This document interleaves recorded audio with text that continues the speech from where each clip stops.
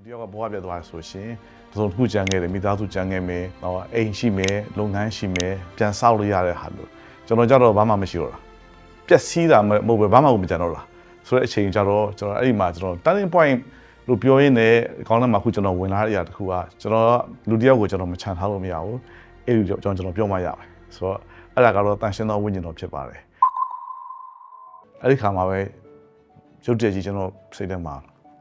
တခုခုထိတွေ့ခြင်းဖွင့်ဖွဲ့ခြင်းခံပြီးတော့ကျွန်တော်မျက်ရည်ကျလာပြီကျွန်တော်အိမ်ပြန်လာတဲ့အခါမှာကျွန်တော်ပထမဆုံးကျွန်တော်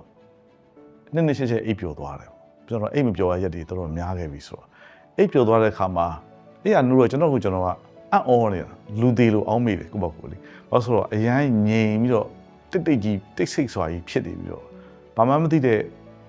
အာမခံချက်ကြီးပေါ့ခွန်အားကြီးတစ်ခုကအထက်ရောက်လာသလိုဖြစ်လာတော့ဆိုဥမာဘာလို့တူလဲဆိုဆယ်တန်းဆောင်ဖို့ပဲအောင်သွားလို့နော်အောင်မှန်းသိနေရဆိုရှင်အဖြေသွားမကြည့်တယ်ငါအောင်တယ်ဆိုတော့သိတယ်ပေါ့နော်ဒါမို့